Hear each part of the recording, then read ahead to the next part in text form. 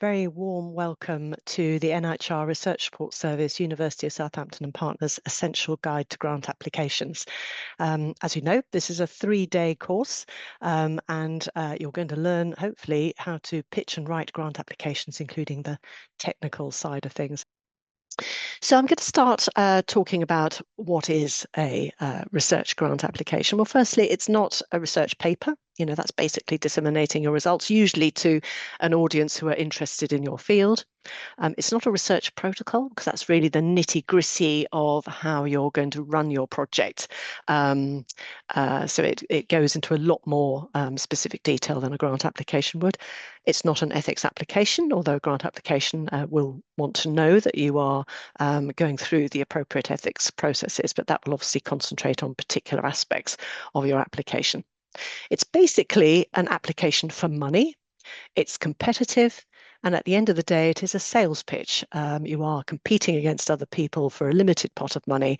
Therefore, you can't just sort of, present it in a very relaxed sort of way. You do have to shout about it and to draw attention to the importance of what you're trying to do. Basically, you must take your reader on an easy-to-understand, logical journey aimed at convincing them to spend thousands or indeed millions of pounds on you and your project. So at the end of the day, it's got to be good. So a grant application is a sales pitch aimed at convincing a particular funder that your idea is important enough to them, your suggested approach is good enough, what they get will be good value for money, and your team are expert enough to successfully deliver the work. What does a grant application look like? Well, I like to think of it as an aeroplane. It consists of lots of different parts and they all contribute to the whole. So if you have a bit of a gap, say your propeller's fallen off, you may find that your grant application may crash. So it's all part of a whole, it all contributes to it, and it all has to be functional. This is an example of a Stage 2 National Institute for Health Health and Care Research application. These sections will be very familiar to you. So you have information about the applicants. You have, importantly, the summaries, which people will use to, perhaps start out when they're looking at your grant application, so they've got to be very good. You get the opportunity to talk about changes from previous sections if there's a Stage 1. There's usually something about what is now called in NIHR working with people and communities, which is basically PPI. NIHR like to see that threaded actually throughout a lot of the application, not just necessarily in one section. They want to see serious and meaningful PPI. And then you have the detailed research plan, the background and rationale. People often think, if I've got the study design right, all is well, but actually having that rationale, that reason for doing the research well crafted is an important part of the application too. You have your aims and objectives, your methods, knowledge mobilization, dissemination and impact, project management, IP and commercialization, which isn't necessarily relevant to everybody, but it is something to think about. Then you have your budget and justification of costs, various uploads, and obviously acknowledgements and conflicts. So these are the sorts of sections that we're going to be dealing with over the next 3 days. Just to flag a useful reference, a reference I found quite eye-opening when I first read it, the Research Funding Toolkit by Aldridge and Derrington, and I have drawn on some of the information from that book in the various presentations that I will be giving today. In it, they say a general principle of grant writing is that you should give the reader the information that they want when they want it. And actually, the RSS, we spend a lot of time reading people's draft applications. And what you find as a reviewer is that something will pop into your mind and say, oh, what about that? Ideally, you want to stop that happening. So that's what we mean by getting things in the right place at the right time. They propose 4 key propositions in a grant application. The first is the importance proposition. This project is important, and we'll talk about to whom in a minute. Success proposition. So this project can answer the question. So if you give you the money, it will deliver something. Value. So this project is good value for money. And competence. So this team can deliver. And actually, most of what you write in a grant application will be pitched towards one or more of those propositions. So what is a good research idea? Well, firstly, a good research idea should be novel. There should be something novel about it. You don't want to be flogging a dead horse. So you're looking for an evidence gap that you can address. That is important. So it is important to the funder, and hopefully it's important to humanity generally, but it is an important area and you do have to demonstrate that. It has to be useful research. Certainly in the field of applied health research, we're looking for things that will contribute and improve ultimately patient care or other aspects of services. And it has to be researchable. Not everything is researchable. So what you propose has to be feasible, and people have to see that it is possible to answer the question that you're posing.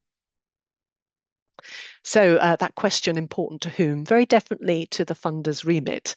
So you may think, oh gosh, this is a terribly important thing for my discipline. But actually, if that's not, high on the list of priorities for the funder that you're approaching, even if you write a brilliant grant application, they may well not fund it if it doesn't fall within their remit. So what we're talking about is something that's important to the funder's remit. And you can find out whether it's important by looking at their mission and objectives, the projects they funded previously, their eligibility criteria, and obviously their guidance notes. So will the proposed study answer the question? So we're talking about researchability and the sort of success criterion. So will the research methods deliver? Are they appropriate and scientifically rigorous? Is the overall plan feasible? And at the end of the day, will it deliver useful outputs? Will the work be good value for money? So obviously they're investing in you. They want to see that what they're investing in will produce something worthwhile at the end of the day. It may even produce cost savings for the NHS or more efficient services, etc., etc.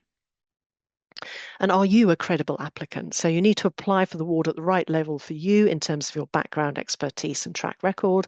You have to have a team to cover all the major methodological or other relevant areas. And obviously, if you're applying for a fellowship, you're looking for a supervisory or a mentorship team who can deal with that for you.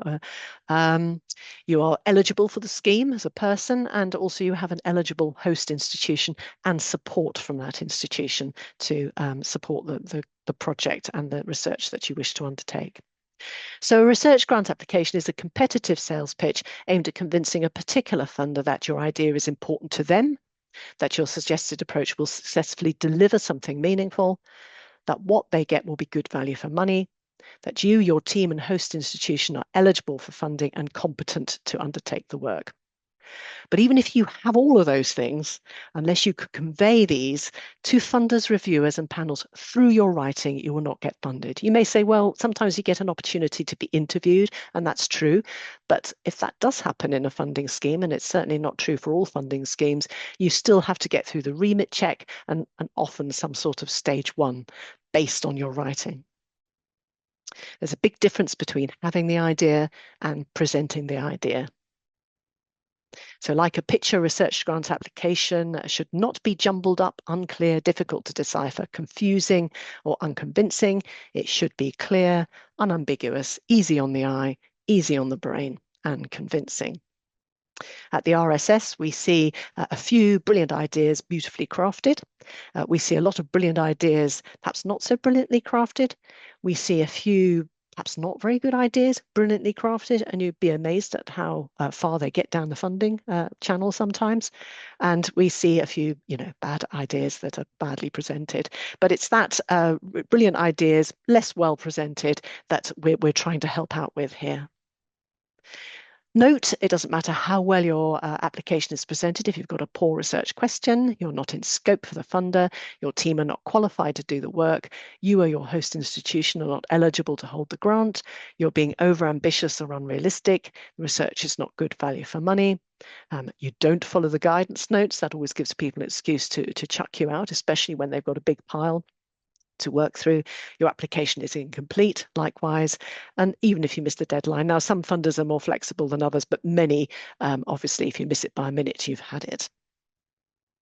So the prerequisites of a successful grant application are that it's a competitive sales pitch aimed at convincing a particular funder that your idea is important to them, that your suggested approach will successfully deliver something meaningful, that what they get will be good value for money, that you, your team and host institution are eligible for funding and competent to undertake the work, and you're able to write a well-crafted, understandable description of your work that will convince funders of all of the above.